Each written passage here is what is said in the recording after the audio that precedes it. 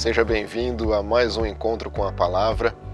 Hoje nós estamos estudando a lição número 4 do terceiro trimestre de 2024. Eu estou aqui com o Ageu, um amigo querido, abençoado, sabe tudo de Bíblia, e vamos começar fazendo a leitura do verso. Depois a gente prossegue para uma oração. Então, essa leitura aqui está em Marcos 4, 24 e 25, e diz assim: Então lhes disse, prestem bem atenção no que vocês ouvem.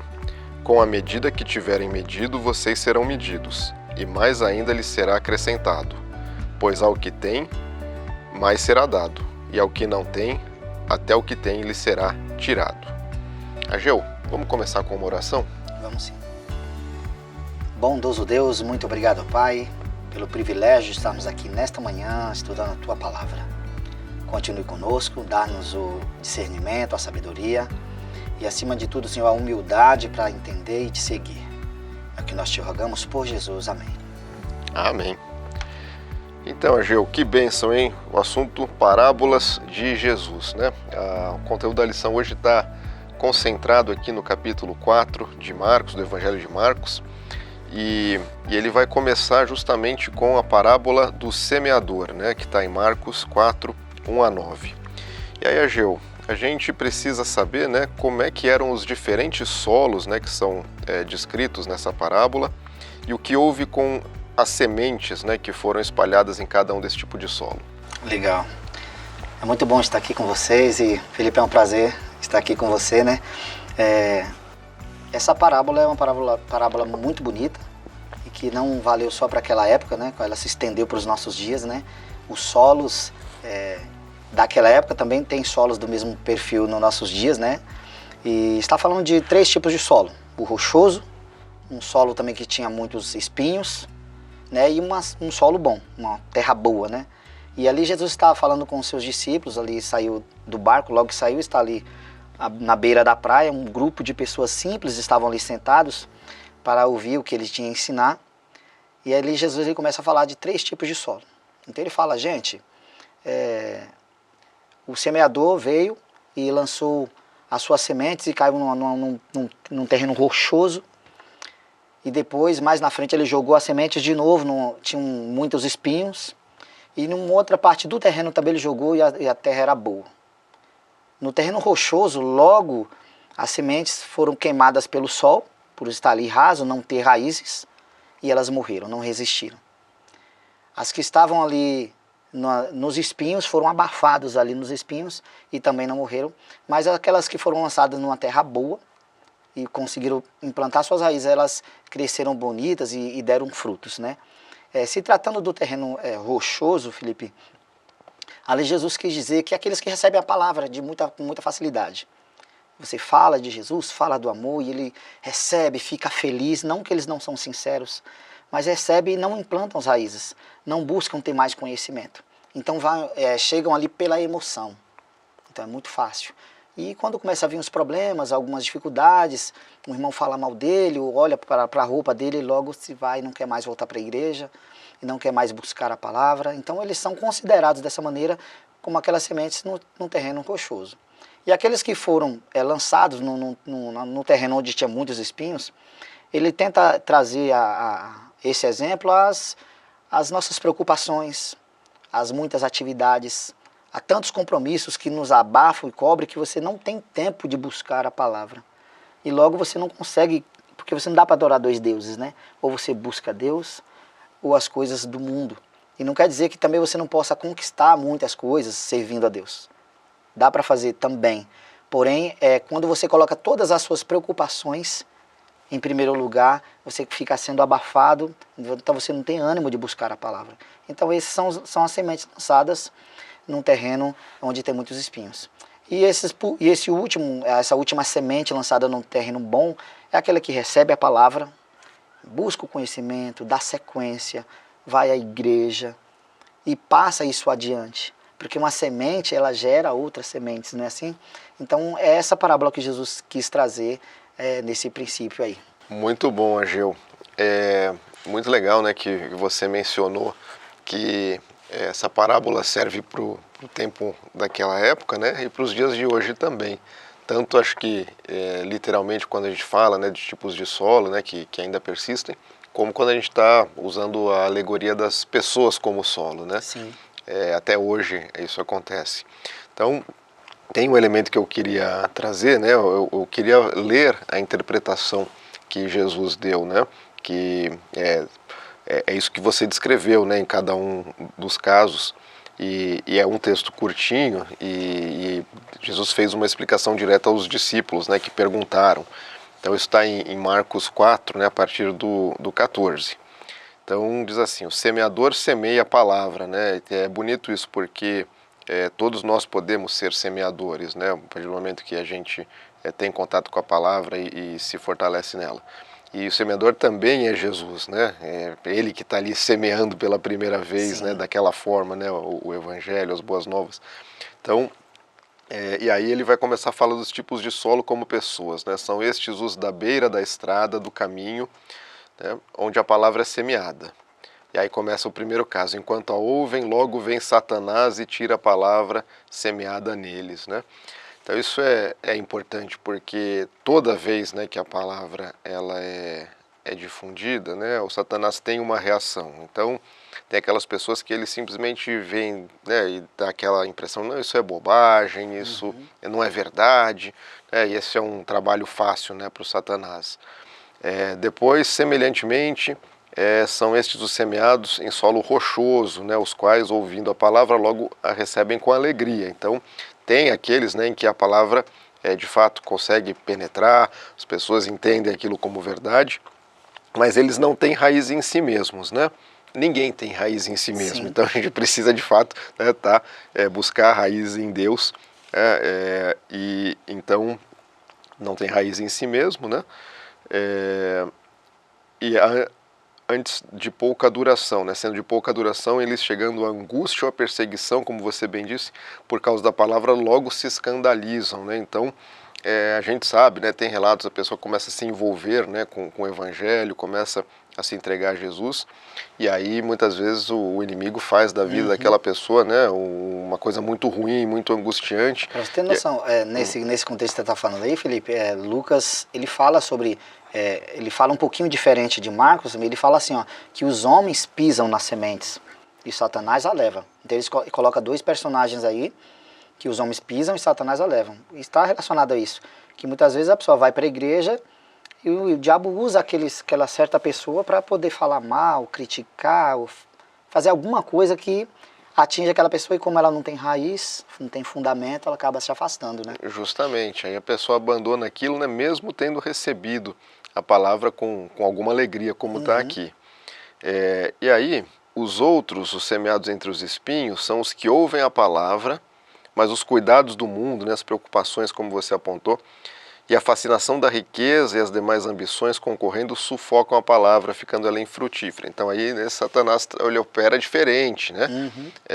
Ou ele põe muita ocupação para as pessoas, né, tira o foco delas, né, tira o contexto de atenção, ou às vezes, né, até permite que essas pessoas tenham aí alguma prosperidade para se esquecerem de Deus, acharem que não precisam de Deus, né? Então é muito ardiloso, né?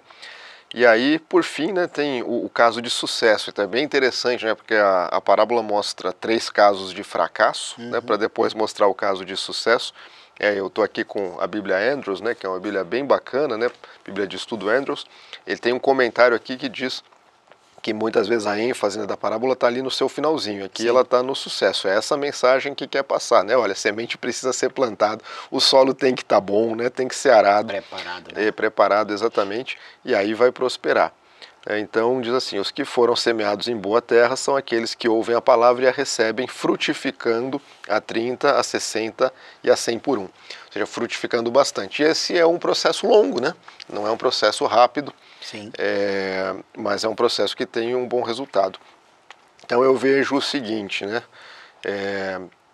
O aprendizado aqui também olha, não é que a gente vai classificar as pessoas em tipos de solo, então tem solo que não adianta nada, que não vai funcionar. A gente mesmo se prepara e diz: olha, que tipo de solo eu quero ser, né? Isso aqui é um alerta, né? Se as preocupações começarem a me tomar, né, eu estou informado, eu estou alertado aqui. Eu preciso trabalhar nisso, né? Eu não quero ser solo rochoso. Se a vida fica muito difícil porque eu estou envolvido ali com as questões de Deus, eu também não vou desistir, porque lá na frente a gente sabe, né, o final, que é o sucesso, né? Se tentarem dizer que isso é engano, né, a gente vai saber que isso é obra, né, de alguém que está tentando tirar a palavra de nós. Então, no final das contas, o evangelho é para todos, né? Exatamente. A gente, né, nossa abordagem não acredita em predestinação, então aqui é o alerta para como a gente vai lidar com a semente quando ela chega. O próprio Jesus, né? Exatamente. Ele foi considerado o maior semeador. Exatamente. E nem todas as sementes frutificaram bem. Mas ele alertou para que, se você se sentisse como aquela semente no terreno rochoso, peraí, eu preciso sair desse terreno, eu preciso ir para um terreno onde eu possa me fortificar, onde eu possa, né, ter raízes, né? Então ele sempre alertou nesse contexto, não é isso? Exatamente, né? A palavra vai para todo mundo, é para todo mundo, até para onde é difícil, né? Porque Deus tudo pode, a gente vai chegar lá, né? É verdade. Muito bom, Ageu. E aí tem uma pergunta que é bem interessante, né? Por que Jesus ensinava por meio de parábolas? Interessante mesmo. Essa é uma das coisas que eu já me perguntei há um tempo atrás, e eu entendi um pouco sobre isso de duas formas. Uma, eu estudando um pouco, eu descobri que Jesus ele começou a ser, já estava muito famoso ali e já meio que já perseguido, né? Os líderes religiosos não concordavam com os métodos de Jesus. Então, praticamente nas sinagogas ele já não pregava mais, né? E ele também anteciparia a sua morte se ele continuasse pregando de forma aberta, porque era contrário à forma como os líderes religiosos da época gostaria que ele ensinasse. Tinha que ter aquele padrão. E Jesus era totalmente fora do padrão da época, né, dos líderes da época religiosa. Então ele já sofria muita perseguição. Então um dos pontos das parábolas era que as pessoas pudessem entender, e aqueles que têm ouvido e não queriam ouvir, não entendessem mesmo, né? Porque a Bíblia fala: quem tem ouvido, ouça, e quem tem os olhos, vejam, né? Mas ali, o contexto bíblico era para as pessoas simples também. Era um outro motivo da parábola ter sido criada, justamente para isso. Para que aquela pessoa que não tinha acesso às escrituras na época, que não tinha tanto entendimento da palavra, de forma muito simples, e usando as coisas da época, as paisagens, ou as situações do seu tempo ali, que as pessoas pudessem ver e entender, ele aplicava na palavra e levava para as pessoas, e elas conseguiam ter uma mais proximidade, mais entendimento. Então ele usou essa palavra como um grande professor que Jesus foi. Muito bom, né? Acho que essa perspectiva, né, do tempo é muito valiosa. Então ele sabia que não era o tempo ainda, né, de cumprir, né, a sua missão por completo. Então ele não ia antecipar isso. Ele ainda tinha muito, né, o que ensinar, Sim. muito o que fazer, muito o que mostrar. Então, isso mostra muito também, né, o exemplo que a gente pode seguir, né? Tem ambientes que a gente não vai conseguir chegar diretamente, né, e falar a palavra, né, de forma direta, mas a gente vai construir por meio de alegorias, por meio de simbolismos, né, dentro da perspectiva de cada audiência também. E muitas vezes a gente vai usar isso para nos proteger, Sim. né? Como ele fez ali durante o período. E é isso, né? A palavra para todo mundo, né? E por isso que ele fala: ouçam, né? Ele constantemente, né? Ouçam as palavras, né? Exatamente. Quem tem ouvidos ouça, ou seja, presta atenção. Tem um contexto por trás dessa história. Exatamente. Então, era a forma como ele falava. Então aqueles que estavam tentando matar não entendiam. Bom, não está ferindo aqui e tal, então deixa ele pregar. Por mais que eles sabiam que tinha alguma coisa da forma que eles não gostavam, mas o povo conseguia entender. O simples entendia. Quando ele falava do candeeiro, da candeia e do alqueire, então sempre tinha uma mensagem por trás, né, importante, que levava à eternidade. Eu tenho uma pergunta aqui para ti, Felipe, que está relacionada também com as parábolas, né? Ó. Qual o ênfase é dado à parábola da lamparina, lá de Marcos 4:21? Muito bom. Justamente, né? Você antecipou um pouco já essa questão, né, usando, né, falando de outras palavras aqui. Então essa parábola da lamparina, eu vou consultar aqui só onde ela está. Ela é curtinha, né? Isso, é Marcos 4:21. Marcos 4:21, exatamente. Eu acho que vale a pena a gente ler, né? Porque as parábolas daqui para frente são bem curtinhas. Então, diz assim, né? A parábola da candeia, né, da lamparina. Também lhes disse, vem porventura a candeia para ser posta debaixo do alqueire ou da cama? Né? Então ele está perguntando, é para esconder, né, a lamparina? Não, a lamparina é para iluminar. Então a resposta aqui natural é não, né? E aí ele pergunta, não vem antes para ser colocada no velador? Então ela vai ficar exposta, ela é para iluminar? E a resposta natural é sim. Pois nada está oculto senão para ser manifesto, e nada se faz escondido senão para ser revelado, né? Então ele está falando aqui justamente da palavra, né, do evangelho. Esse é o significado, é a ênfase ali no finalzinho da parábola, que uma vez que a palavra é revelada para nós, né, é nosso papel, né, levar a palavra, colocar luz sobre a palavra, para que de fato ela brilhe, né, para que de fato ela faça diferença, e também na nossa vida, né, que ela se manifeste como exemplo, né? Então, sendo Jesus o verbo, né, a gente estando em comunhão com Jesus, né, servindo a Jesus, dedicando nossa vida, isso vai aparecer, né, vai iluminar, né, o que é para ser iluminado, que é justamente, né, agora a palavra aparecendo ali como luz, né, apareceu como semente, mas dá para fazer, né, paralelos, né, a semente que germina, que cresce, a luz que ilumina, que mostra, né, que aquece, que dá esperança. E aí tem um elemento, né, que eu acho que a gente aprende muito, ele não está aqui mencionado na lição, né, mas eu sempre me lembro, né, nessas situações da história de Daniel, né, que Daniel estava com Deus, né, foi levado cativo para a Babilônia. Então recomendo aí que o pessoal em casa leia o livro de Daniel, que é muito rico, né, como exemplo e também como literatura profética.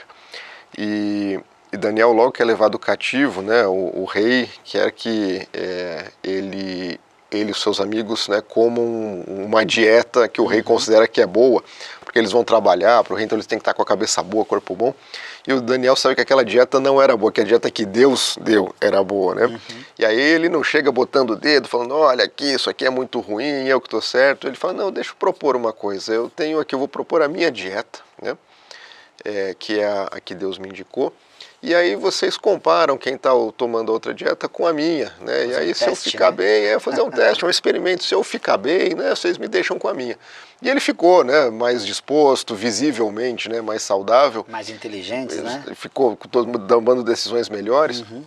E aí, né, o próprio rei que tinha dado ordem falou, olha, a partir de agora ali, a dieta do Daniel todo mundo vai adotar porque realmente ele está melhor, né, do que os demais, claramente. Isso é muito interessante porque aí ele começa a mostrar, né, a sabedoria de Deus, que Deus quer para nós, né, luz, as orientações. Foi luz, justamente, sem ir para o conflito. Exatamente. Né? E aí isso vai se repetindo na vida de Daniel, né? Ele vai mostrando essa capacidade, né, de interpretar sonhos, como é que Deus está lidando com ele, que ele está com Deus e vai sendo luz e prospera em muitos sentidos. Legal. E quando ele não vai para o conflito, ele também não deixa de ser quem ele é, né? No caso ali da Cova dos Leões, que isso para mim é o mais interessante, né? Ele não vou deixar de orar para Deus nos horários que eu estou comprometido a orar para Deus, mesmo que isso me leve. Então ele não vai lá brigar com ninguém, ele só continua sendo ele mesmo e demonstra, né? Arca com as consequências, que acho que isso é importante, né, na vida do cristão, essa coisa da luz é em todo momento, inclusive quando houver risco. Preço, né? Independente do resultado, ele sabia que estava com Deus e isso já era uma recompensa, mas dele é poupado justamente, né, também por sua fidelidade. Então acho que exemplifica muito bem, né? Isso é antes de Jesus, mas de toda forma já está com Deus e está ali acompanhando, né, os prenúncios, né, do que virá depois. Então, deixa eu até te falar sobre essa parte da luz que eu estava estudando hoje pela manhã. Se a gente for parar para pensar, naquela época não tinha a iluminação que temos hoje, né? Nós temos hoje uma sala cheia de lâmpadas iluminadas, as ruas à noite todas são iluminadas, e a gente está falando de um período onde a luz era mais essencial ainda do que os nossos dias, né? Porque se não tivesse uma lamparina, um alqueire, uma vela que acendesse para a casa inteira, antigamente era dessa forma. Hoje cada quarto, cada cômodo tem a sua própria lâmpada, né? Então para nós é muito mais cômodo, né, quando se fala de luz, mas para eles era essencial, né, ter a luz. Eu lembro que eu fui para um sítio com minha filha, minha esposa, e lá era uma estrada de terra, e era uma estrada bem longa assim, e bem escuro, não tinha poste, né? Mato dos dois lados. E minha filha falou, nossa pai, como o céu fica bem estrelado, como ilumina bem aqui quando... Eu falei, filha, não tem poluição e tal. Aí eu dei uma encostada no carro, ela falou, parou por quê? Eu falei pra você, olha as estrelas aí, dá uma olhadinha aí. Só que eu, de propósito, fui e desliguei os faróis. Quando eu desliguei, ficou truvo, escuridão total, não se via nada. E ela falou, pai, por que você desligou? Eu falei, porque eu queria que você observasse a necessidade da luz. Eu liguei o farol, ela ficou tranquila. E trazendo para os nossos dias, isso para nós é como uma parábola, como Jesus fazia, né? Trazendo para o tempo moderno. Eu falei, filha, olha a necessidade que nós temos da luz, né? E a Bíblia é essa luz que nós temos. E nós somos o reflexo dessa luz, nós temos que ser esse reflexo, né? Tem um texto que Paulo fala, que às vezes a gente fica meio... Tem receio, até vergonha de dizer, né? Que nós temos que ser exemplos para as pessoas e tal.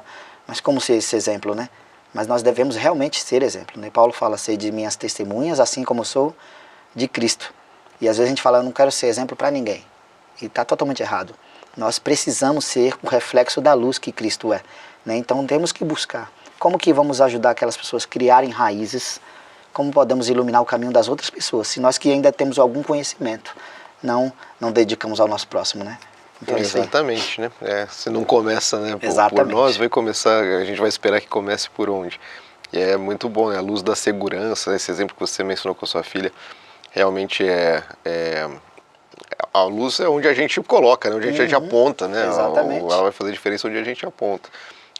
E essa questão de ser exemplo, né? Muitas vezes a gente também não quer parecer pretensioso, a gente sabe que não é perfeito, mas assim, a gente vai ser exemplo naquilo que a gente consegue, né? Fazer brilhar com Deus em nós, né? A comunhão que nós temos com Jesus e o nosso processo de tentar se aprimorar, né? A gente não pode se acovardar ou se eximir, né, de qualquer responsabilidade, porque isso é um chamado, né? Claramente, né? A Bíblia aqui, o que a gente está discutindo é um chamado. Muito bom. Já vamos passar para a próxima parábola, que acho que é uma parábola muito especial, que inclusive é a parábola do verso, né, aqui, que a gente tem em Mateus 4, 24 e 25, né? O que Jesus quis ensinar, né, com a parábola do padrão de medidas. Legal. Eu posso ler esse verso? Claro, claro. Fica bem mais claro aqui, eu já separei ele aqui. Então lhes disse, preste bem atenção no que vocês ouvem. Com a mesma medida que tiverem medido, vocês serão medidos. E mais ainda lhes será acrescentado. Pois ao que tem, mais será dado. E ao que não tem, até o que lhe tem será tirado. Né? Deus, ele é justo. Né? Nós tratamos de um Deus extremamente justo. Que é 100% justiça, assim como é 100% amor e poder. E ele nos trata exatamente com essa mesma justiça. Né? E nós, muitas vezes, nos colocamos como juízes o tempo todo. Então, uma das coisas que Jesus vem nos alertar e às vezes puxa a nossa orelha é que muitas vezes a gente quer medir as pessoas e as pessoas cometem pecados e nós cometemos falhas. Não é assim? A gente enxerga a gente como, eu fiz um pequeno delito, eu cometi uma falha. E quando se trata das outras pessoas, eles pecaram. Né? Então, a gente tem um costume de julgar, de não medir com a mesma balança, né? Colocar uma trava no nosso olho, né? E às vezes deixa passar um camelo e quer matar um pequeno mosquito. E aí tem essas frases que a gente até usa para tentar mostrar o quanto o nosso senso de justiça é bom. E nosso senso de justiça diante de Deus é tratado como trapo de imundícia. Né? Então essa parábola da medida é para dizer que quanto mais conhecimento você tem, quanto mais você busca, mais Deus vai te dar de responsabilidade e de bênção também. Porque você está buscando. Mas também se você não busca conhecimento, não busca o entendimento, não busca a justiça de Jesus, até o pouco que você tem lhe será tirado. Isso é uma repreensão muito forte, mas também um alerta de que você pode também crescer em bênção. Né? Percebe que tem a balança mesmo. Se você quiser buscar mais, Deus vai te dar mais. Em bênção, em responsabilidade, em compromisso com a palavra. Mas também se você não busca nada, até o pouco que você tem, já que você não pratica, não usa, lhe será tirado.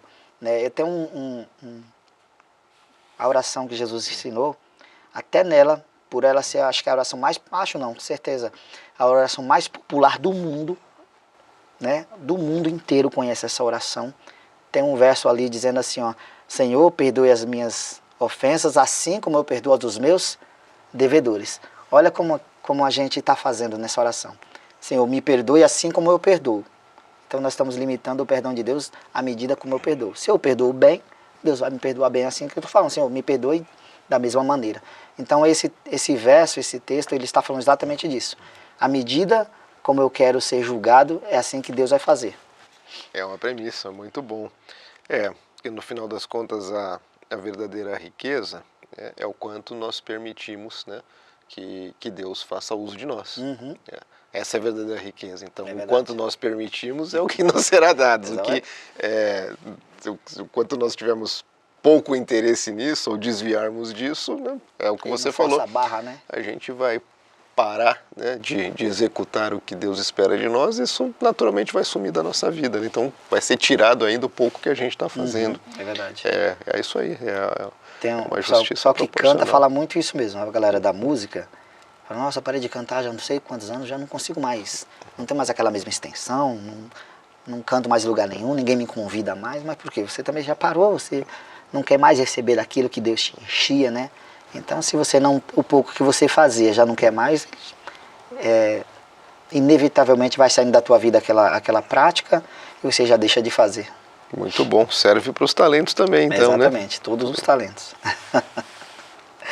Eu vou fazer uma outra aqui para você, Felipe, olha aqui, ó. Está em Marcos 4:26.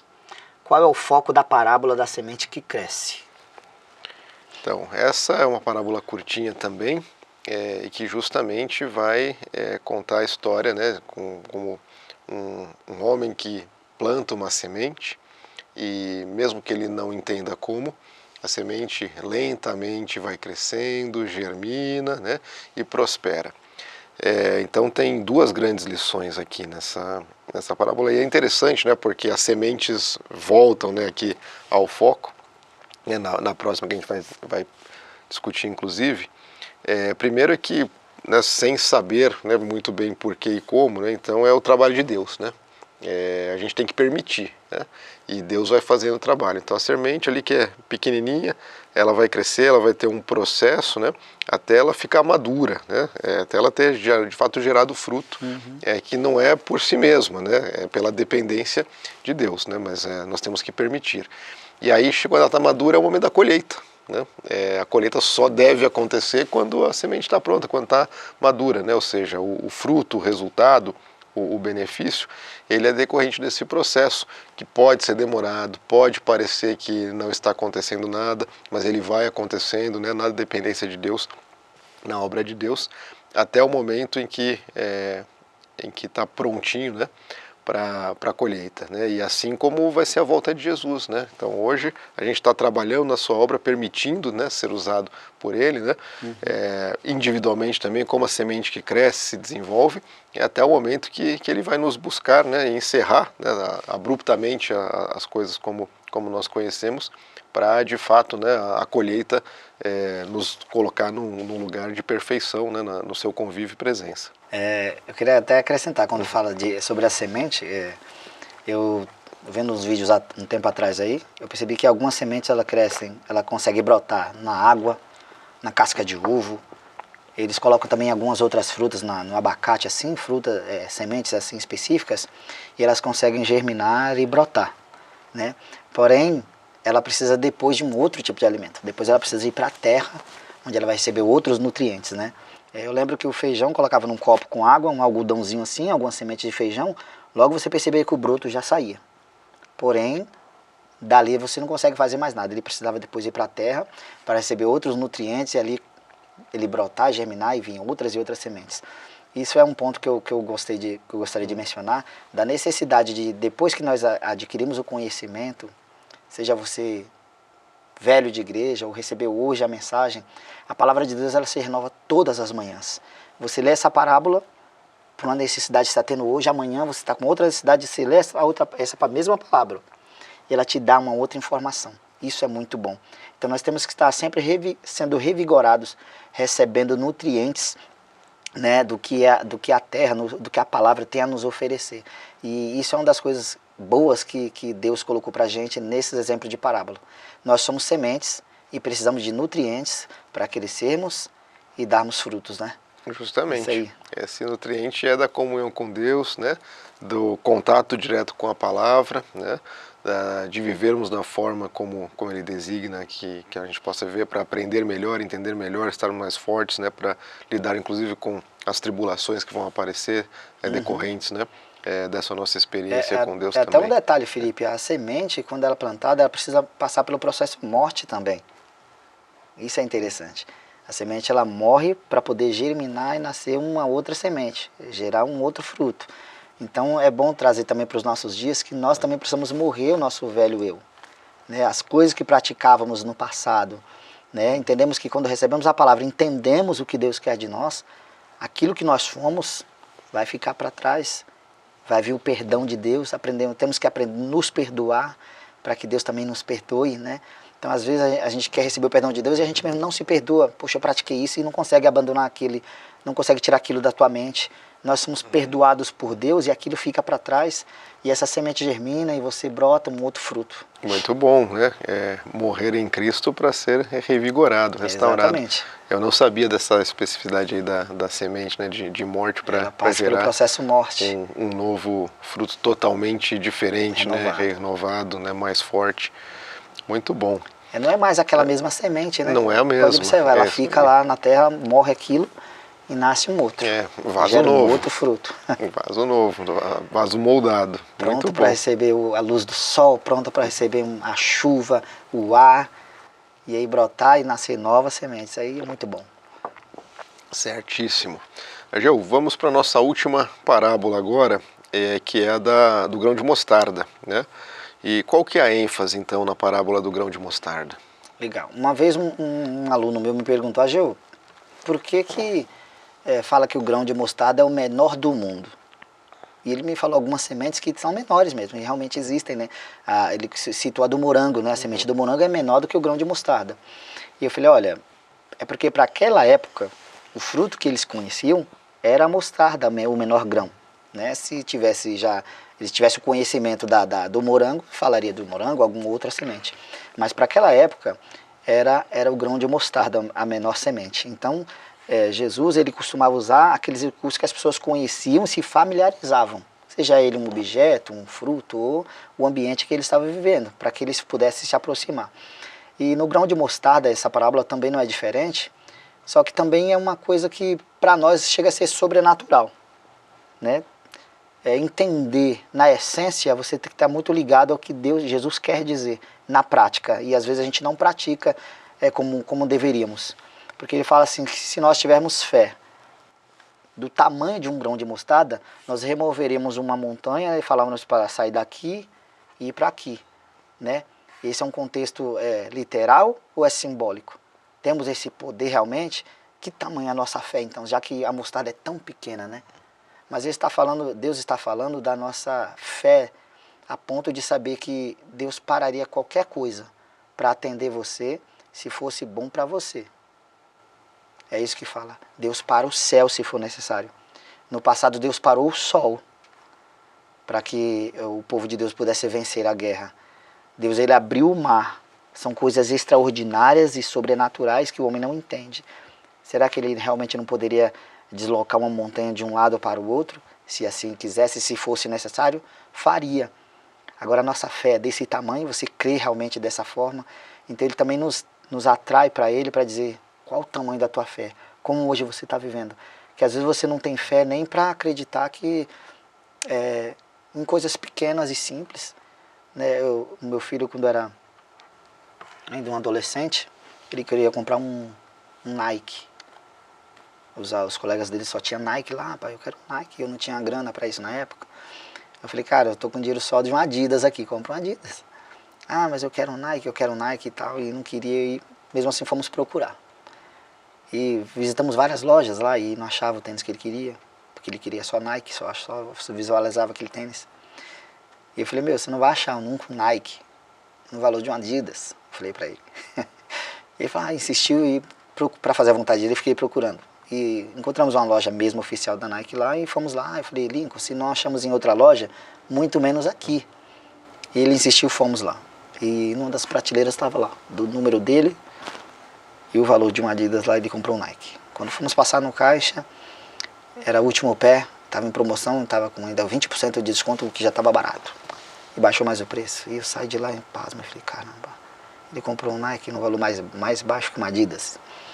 E eu falei, Lincoln, caramba, você conseguiu. Ele falou, pai, eu orei, pedi para Deus me dar. É simples, é algo que parece que, mas não foi um milagre. Mas Deus, ele quer te ver feliz, ele atende aquilo que não vai te prejudicar, ele quer te abençoar, ele quer te ver bem, feliz. Nós somos filhos dele, ele não é o nosso pai. Se eu quero ver bem o meu filho, Deus também quer ver o meu bem assim como eu quero ver o do meu filho. E eu fiquei feliz porque eu vi meu filho alegre, contente, e ele entendeu também a preciosidade que é ter uma vida de fé. Mesmo nas coisas mais simples, Deus atende, quanto mais nas coisas grandiosas. Muito bom. É muito interessante, né, essa comparação, né, do grãozinho ali com a fé, né? E acho que essa história que você contou do seu filho, né, é muito importante que ele teve fé, né? Ele orou e ele acreditava, né, de fato que ia receber, né, esse agrado, né, de Deus, como você falou que não ia atrapalhar em nada a vida dele, ele ia se sentir grato. E ele teve fé, né? E em muitos momentos, né, Jesus mostra, né, que a nossa fé, né, quando real, quando legítima, né, ela vai ser recompensada. E interessante que esse grãozinho pequenininho, né, depois vira uma planta maior do que muitas outras. Isso reforça um pouco do que a gente falou no início, né? É para espalhar semente em todo tipo de solo, né? Não adianta falar, ali não funciona muito. Todo tipo de solo tem que receber, né? E a fé, ela germina igual semente. Exatamente, pequenininha, você não imagina, ela pode dar em alguma coisa se a gente tiver os cuidados. Porque essa história que aconteceu com ele, não falou só com ele sobre fé. Sim. Me ensinou muito mais, porque eu não acredito. Eu duvidei e ainda tentei convencê-lo de que não ia dar certo. Tentou dissuadir. Você entendeu? Né? E ele teve fé, continuou, bateu firme lá. E para mim foi muito mais poderoso essa revelação de Deus, esse mimo de Deus para com seus filhos. Ele o tempo todo ele quer nos agradar, quer nos mimar. A gente precisa entender que ele realmente está do nosso lado. Seja qual for a situação, de dor, de alegria, sabe, de vitória, de derrota, ele não sai de perto de nós. A gente precisa acreditar nisso mesmo, firmemente, que ele não sai do nosso lado. Não importa o nosso pecado, a nossa fraqueza, ele está sempre do nosso lado porque ele quer estender a mão e nos salvar. E a gente precisa ter fé nisso, né? Ainda que não chega do tamanho de um grão de mostarda, mas ainda que se for menor e você crer que ele está do seu lado, ele vai estar do teu lado. Isso aí realmente é muito importante, né? Não é uma palavra vazia não, né? Independente do nosso pecado, ele vai estar do nosso lado, né? Pronto a nos resgatar. Jesus entregou tudo por nós, né? E ele também quer que a gente entregue tudo, né? Para estar com ele. Quando a gente volta ali para a questão, né, das sementes, né? Mesmo na tribulação, né? Foco, olhar para Jesus. E mesmo nas preocupações, com muita coisa acontecendo, né, é tudo, né, ele está pedindo 100% de nós. E que isso, né, vai se manifestar diretamente no que a gente fala, mas também no que a gente vive, né, a gente como a lamparina, né, que tem que ser mostrada. Ageu, vou fazer uma oração para a gente encerrar. Foi muito bom, eu sempre acho muito bacana, né, me envolver com a lição, que a gente estuda com uma atenção diferente, se prepara, reflete, aprende, né, com os demais também. Se aprende, exatamente, né? É muito bom. Obrigado, viu? Vou fazer a oração e a gente encerra. Querido Deus, somos gratos pela oportunidade de nos debruçarmos sobre a Tua Palavra, de interpretá-la de forma guiada, de termos a oportunidade de dialogar com aqueles que estudam também e de disseminar, né, esse aprendizado, esse conhecimento com toda humildade, sem pretensões, com aqueles que estão acompanhando esse programa. Senhor, nos abençoa, nos proteja, nos livra de tentações, Teu Espírito habite em nós, entre nós, em tudo que fizermos, possamos seguir os Teus desígnios e fazer em nós a Tua vontade. Abençoa nossas famílias, aqueles que estão assistindo, suas famílias também, e somos gratos e pedimos para sermos usados cada vez mais na Tua obra, guardando a Tua volta. Pedimos isso não pelos nossos méritos, mas pelos méritos daquele que se fez viver entre nós, morreu por nós, ressuscitou, ascendeu. Amém. E hoje nos julga e intercede por nós aguardando a sua promessa de volta para nos buscar. É o que pedimos e agradecemos em seu nome, doce nome de Jesus. Amém.